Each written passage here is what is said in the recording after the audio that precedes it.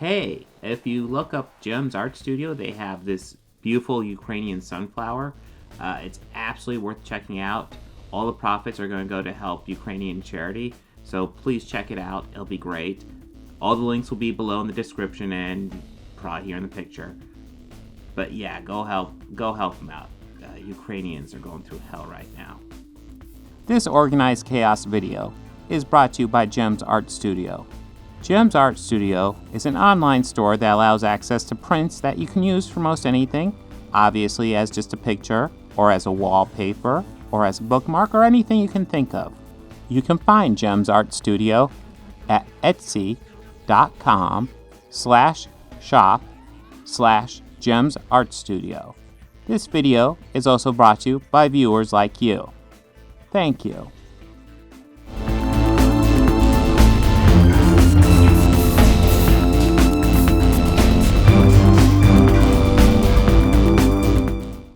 Hey, welcome back. Gonna do some more reaction content here. Kind of think of maybe like changing this into maybe more of a show format where I just bring up a couple topics that have happened since the last episode and give my instinctual thoughts on them, and then get to the main event of a reaction video. I don't know, maybe call it the Chaos Hour and give it a really cringy title sequence. That could be fun. Cringy title sequences are the bomb. Everybody loves them, especially if they're super cringy. The cringier, the better, usually. But yeah, a couple of things that have happened past few days since I've recorded the Dean Cain thing, which I think was last Wednesday. Today is Monday. So it's been a few days. So a few things have happened. Super minor spoilers on Star Trek Discovery. I haven't even seen the latest season, but I was force-fed this spoiler that they had a bit of stunt casting in the finale, and it is Stacy Abrams as the president of the Federation. I'm not going to lie, I think it's a little bit cringe. Stacey Abrams, as far as politicians, is not the worst one by, a fucking mile. Not even close. She's not the best one. She's probably closer to the best one than the worst one, but she's not... She's fine. She's center left, really, and she doesn't thrill me. So it's a little bit cringe that they would bring her in. But there's a little bit of light at the end of this tunnel, because Ted Cruz has a freak out over it. And you know what? All of a sudden, all my critiques of, Stacey Abrams, really? Why? And then Ted Cruz having a freak out, I'm all of a sudden 100% on board. Freak out, Ted Cruz. Please. I hate you. Go away. I really hate Ted Cruz. He is the worst.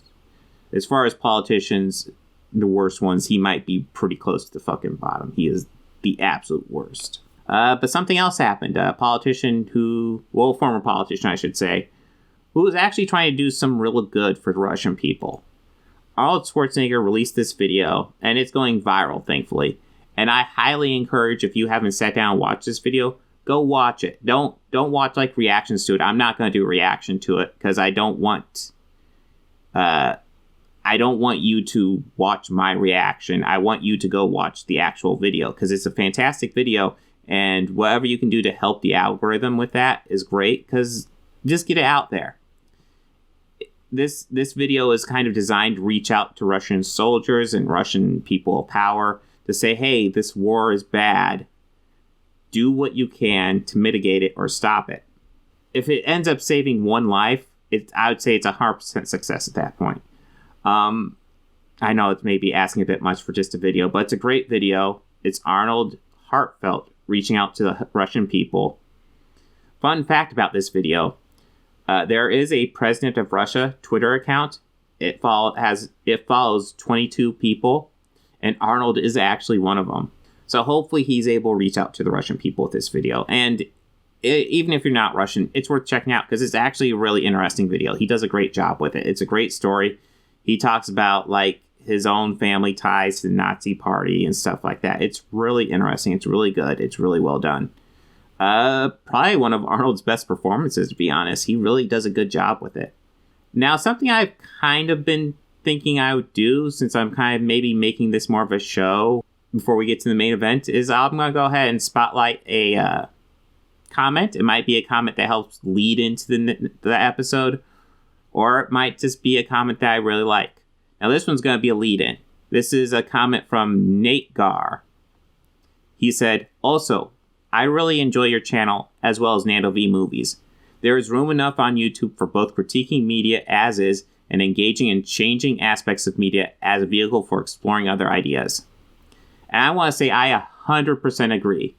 When I talked about I guess it was in the last video, in the video where I talk about Vosh's critique of the Batman, which is one of his better critiques, which still was iffy, I brought up Nando V Movies because Vosh does engage in this a lot where he's rewriting movies.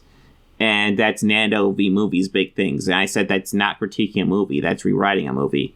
And I want to state, Nando does, it's been a long time since I've watched a Nando video.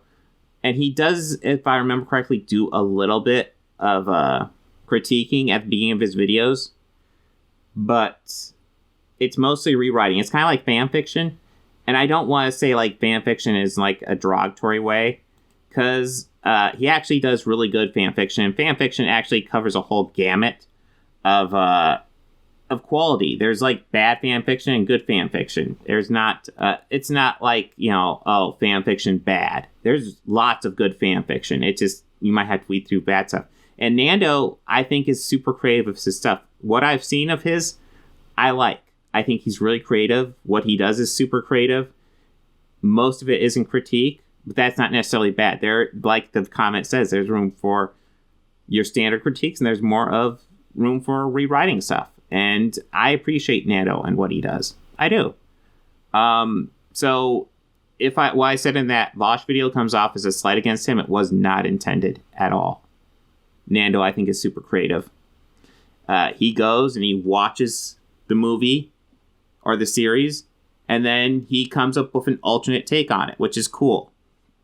And speaking of watching, last week I watched my first Critical Drinker video ever.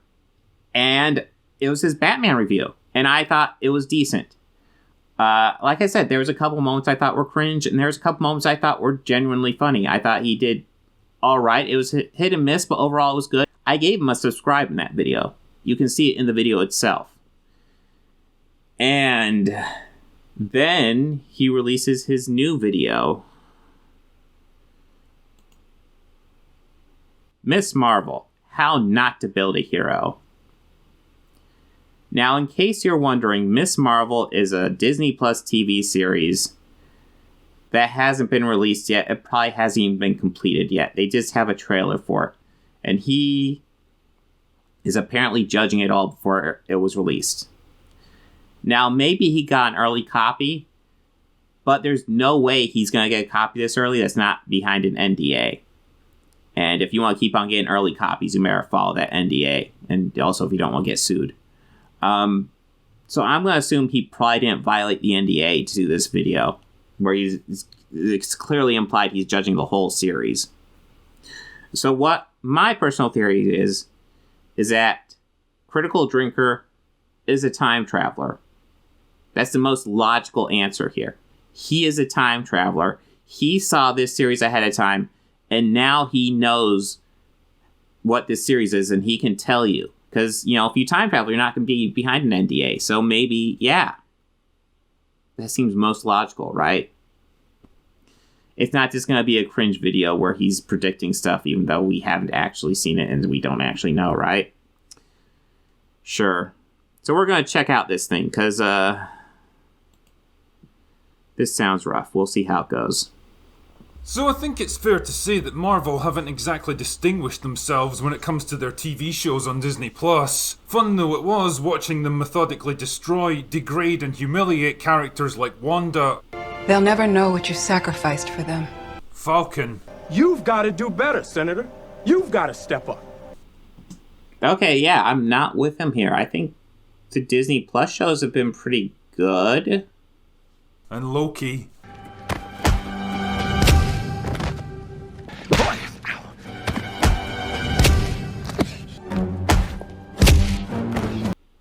Oh, yeah, but Loki had it coming. Loki's not he had that shit coming. Yeah. Pathetic. while using them as convenient mouthpieces for the message. They just didn't quite hit the mark for me. Damn, I was so jaded with the whole thing that I couldn't even bother my arse to watch Hawkeye. You missed out. Hawkeye's great. But if you don't like the other ones, I don't know what to say, because the other ones were really good too. Like WandaVision was excellent. Loki was excellent. Falcon and Winter Soldier was a little bit of a slog, but it wasn't bad. It definitely had highlights. There was stuff I really liked. I really liked Sam's reveal of the costume. I love that costume they gave him. I like him becoming Captain America. So, yeah. That was a good series, too. It's not the best, but it's good. What If would probably be my least favorite of the series. But that has highlights, too. There's some cool stuff in What If. Needless to say, I wasn't exactly brimming with excitement when they announced yet another show to add to their growing lineup. This time featuring a character I'd never heard of, with vague, poorly defined powers, played by an actress I'd never seen in anything else before, who's... Yes. She's supposed to be a 14-year-old, so odds are they're not going to get somebody with a huge amount of acting experience. So, yeah. Defining motivations seemed to be that she just wanted fame and attention. Okay. And now that I've seen the... Well, in a world of superheroes, wouldn't you want to be a superhero? That doesn't seem like that far out to me. First trailer for the show, my biggest takeaway was, damn, this really doesn't feel like the right way to introduce a superhero. The main character came across... Okay, so how do they introduce a superhero? I know you're just getting started, but it's a fucking trailer. ...is kind of bland and unengaging, relying... It's a trailer! ...mostly on her religion and skin color to define herself. There was no mention of an antagonist. Yeah, her parents are fairly religious. As I recall, she's not. It's been a while since I've read the current iteration of Miss Marvel, which I have read a bit of. My child really liked it. My eldest child really likes Miss Marvel, and so I read that. Antagonist or overarching threat of any kind. The art style was apparently designed to appeal to 12-year-old children with ADHD, and as far as I could... Actually, I kind of like it. It's like lots of young adult movies will take on kind of like a style like that, and especially since it's a comic book show, it kind of fits it. It seems kind of creative to me. I kind of like it. There wasn't even a compelling origin story for her. Not even a compelling... It's a fucking trailer, dude! It just felt like bright, colourful, disposable fluff without an ounce of substance behind it. It's a trailer! You're judging this all on the trailer, aren't you?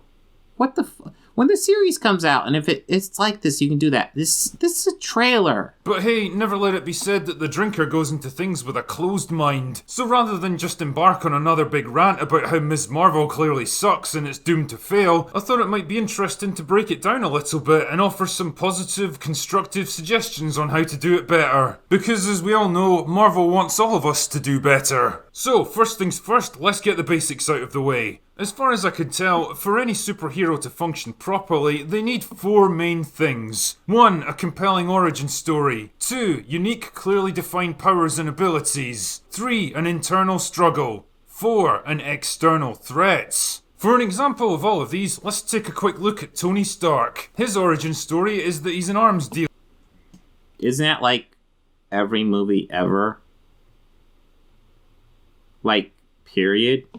A wealthy man and kind of a smug, narcissistic arsehole. But when he gets ambushed, captured and badly injured by terrorists armed with his own weapons, he's forced to build both an arc reactor to keep himself alive and a suit of armor to help him escape captivity. Both of these things then go on to become the core of his new identity as Iron Man. His new suit gives him immense strength and endurance. He can fly, he can shoot repulsor beams, and use a selection of advanced weapons to take down his enemies. He has clearly defined powers and limitations. Unfortunately, Tony remains a deeply flawed man with flawed thinking. He's haunted by a lifetime of bad decisions, and his instinctive response when he encounters a problem is to solve it through direct action, which only tends to make things worse in the long run. Taking down one enemy only attracts the attention of bigger, more dangerous opponents, some of whom even learn from his achievements to create their own.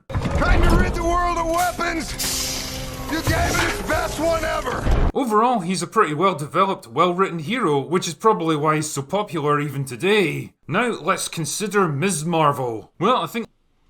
Who only has a trailer? Iron Man has a trilogy. Ms. Marvel has a trailer. The first thing we need to do is understand what the hell Ms. Marvel is and where she comes from, so... It's a trailer! You're not gonna get everything you need from a fucking trailer, dude. Bear with me for a minute as I take you on a short journey into the madness of Marvel Comics. So as far as I can tell, Ms. Marvel is a kind of umbrella identity that's been used by several different characters over the years. The first one was Carol Danvers, who inherited her powers from the original Captain Marvel, which was actually a Kree hero named Mar-Vell. But then he died, so Danvers just kind of stole his name, Rey Skywalker style, and the title of Ms. Marvel passed on to Sharon Ventura. Then she turned into a female version of the Thing and joined the Fantastic Four, because yeah, sure, why not? Then the title passed on to a villain named Carla Sofin, before finally winding up with Kamala Khan, a teenage girl from New Jersey. Great, so it's like a fourth-handed title given out to a complete nobody, like some kind of half-arsed consolation. Given out to a complete nobody? She has superpowers. Like what? Are you expecting this to be a famous hero to take this title? Usually... I don't even know what he's going for here. Given out to a complete nobody. I don't know what that critique is. Prize. But okay, fine, let's work with it. So what's Kamala's origin story in the trailer? Well, apparently she's a high school student that struggles to fit in, doesn't know what she wants to do with her life, lusts after boys that are out of her league, and spends most of her time daydreaming about being a superhero. Yeah, it's almost like a trailer can only give you a surface level look at the character and not the full thing that the series does. Like, if he was comparing the Ms. Marvel trailer to the Iron Man trailer, I would get it. But he's comparing the Ms. Marvel trailer to the Iron Man movie. No, they are not comparable. No. Technically, you can compare it, which he is, but that's not fair. No. Fair enough, but why does she do this? Well, because it'll make her popular and accepted and give her the boy of her dreams. Not a great plan. Now, her general situation... Yeah, because it's a trailer. They're giving you a surface level look at the character. It's not... Oh, God, I've already said this. Is roughly comparable to Steve Rogers, who was a nobody that had been overlooked by the rest of the world but dreamed of being something more. The difference here is that Steve's ambitions were born out of a desire to help people, serve his country, and make a difference to the world. He didn't volunteer to become Captain America so he could become powerful, desirable, and famous. He did it because it was the only way he could fight for what he believed in. But with Kamala, there's no real higher goal or desperate situation forcing her to pull herself up to be something better. Okay, I find it interesting you chose to compare her to Captain America, who, yes, he is noble. He's doing this for noble reasons. But let's look at another character. Let's look at, let's say, Spider-Man. Spider-Man gets superpowers, and what's his first goal with superpowers? Make some money. His first goal is not, let's do the noble thing or the right thing. His goal is, let's make some money. Let's see if I can hook up with a girl. This seems kind of similar, don't you think?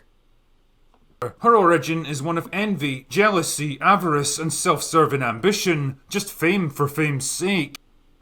Almost like they'll have to develop the character. Almost like she'll have an arc, right? What, do you want her to start... Like, everybody complains about every character being a Mary Sue anymore. Do you want her to be a Mary Sue?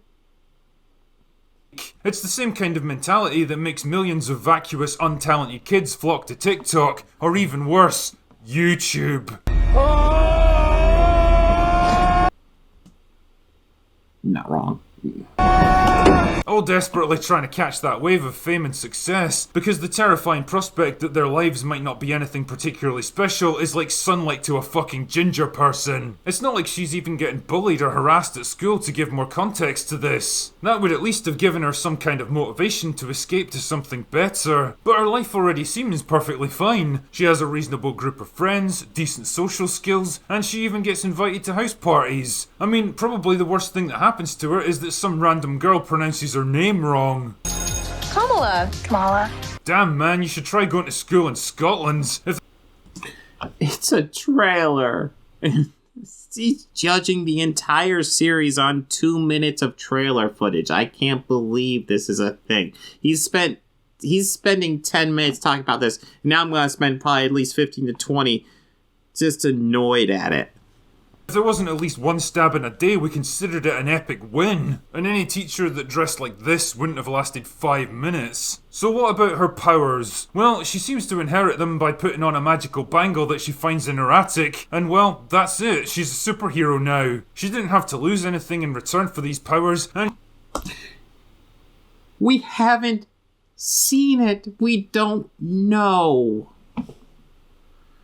Oh god, this is bad. She didn't have to suffer or strive to attain them. She just puts on the bracelet and there it is. Now she can do stuff. But what exactly can she do? Well, based on the trailer, she can make energy shields to walk on air and protect her from gunfire, project blasts from her bracelets, and turn her fists into giant fists for some reason. I mean, that's a bit different, I guess, but it does make me wonder how useful it would actually be in most situations, not to mention how fucking ridiculous it would look on screen. Notice how the trailer is extremely light on details like that. Generally though, in terms of her powers and abilities, she seems more like a discount Captain Marvel with a touch of Mr. Fantastic thrown in. Damn, even her outfit's just like Captain Marvel with a skirt. Actually, now that I think about it, how does she even... That is a Captain Marvel costume that she's wearing, clearly. Just gonna point that out. That is not her Miss Marvel costume. Know who Captain Marvel is. I mean, her existence was kept secret until the events of Endgame, and even then she only showed up for like 2 minutes in the final battle before, you know.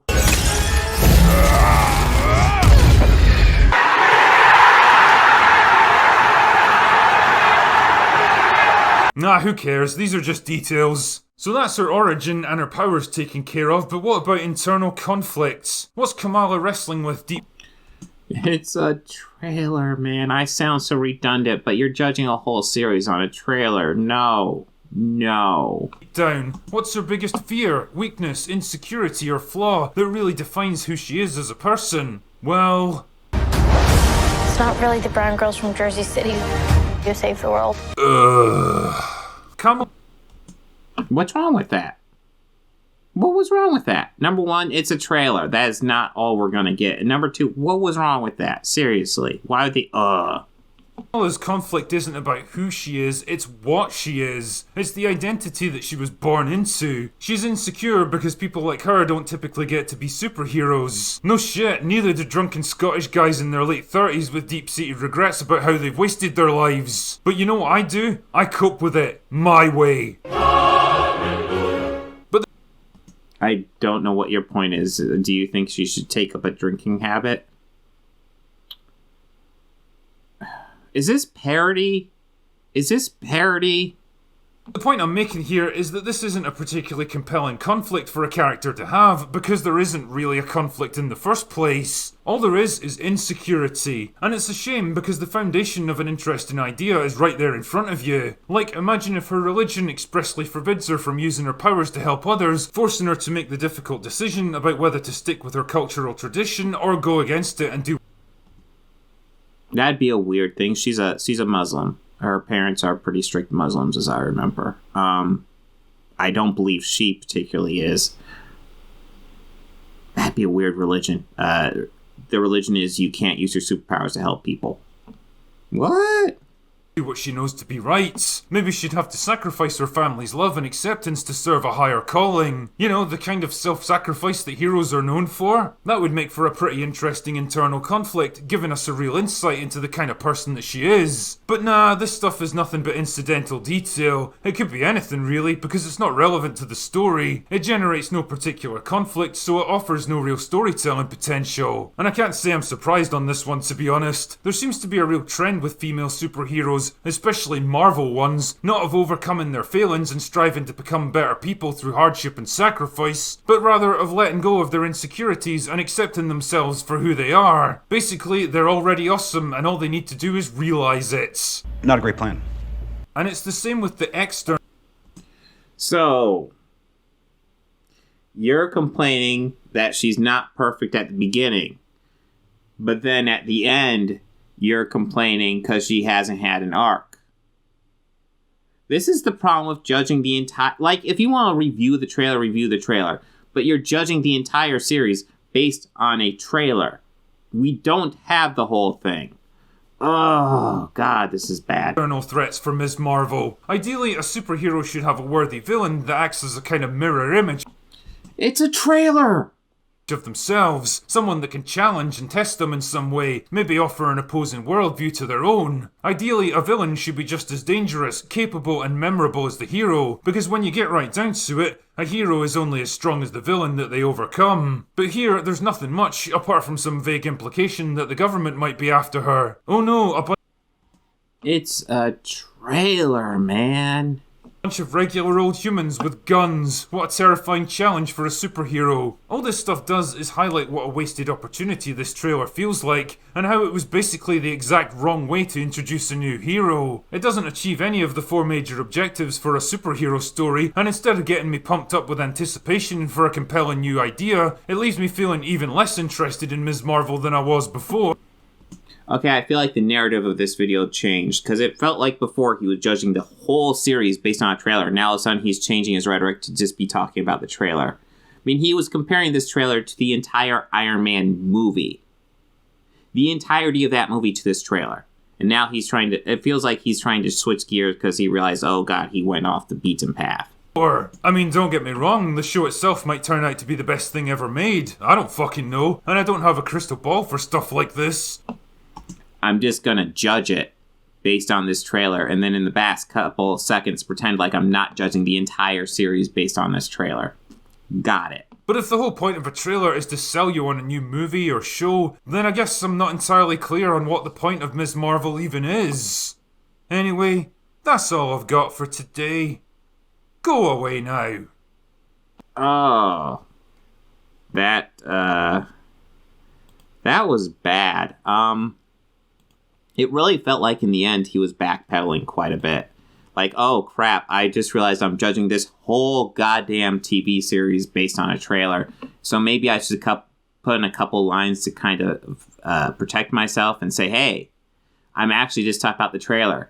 Even though you've been talking about the whole series based off the trailer for the entire run of the video. That's just super clickbaity and bad. That was bad. I don't know how else to say it. It's clearly just designed to be clickbait. No. Like, do a trailer review. Talk about the things specifically in the trailer.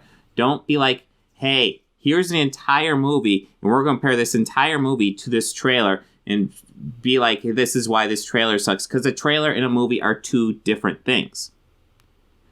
He's just proven you can't compare. You can compare anything you want. It's not going to be a good comparison because they're 2 drastically different things. Like, I know this. I do lots of comparisons. Compare a movie to a movie. I have never even tried doing a TV series to a movie. You could probably try that because at least then you have full arcs. A trailer is not even supposed to be a full story arc. A trailer is like its own standalone thing almost. It's like a highlight reel of the TV series or movie to get you excited. That's all it is. So it's like comparing a highlight reel to a full fucking story. You can't do that. That's just super clickbaity. It's acting like you know something about this from just the trailer. And we all know trailers can be deceiving. There have been some trailers that are complete shit for good movies. There have been a lot of trailers that have been fucking awesome for shit movies. So if you want to just say whether or not it's a good or bad trailer, obviously you don't like the trailer, cool. But you cannot compare it to a whole movie. It's not the same thing. You're not going to get a whole story arc. You're not even going to know necessarily who the villains are in the trailer because it's a fucking trailer. They may not even have finished footage. Perhaps the villain has a lot of special effects and they don't have a lot of finished footage for that. So they didn't include it. There's lots of reasons. That's why you don't judge a trailer based to a whole fucking movie.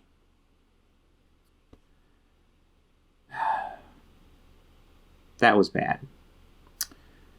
So, I gave him a lot of credit. I thought his Batman review was decent, but that was just bad, man.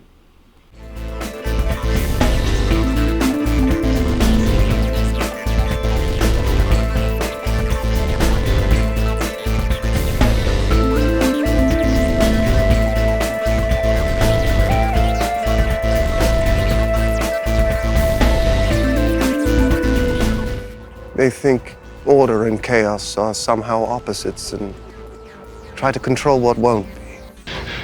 I used to fuck guys like you in prison.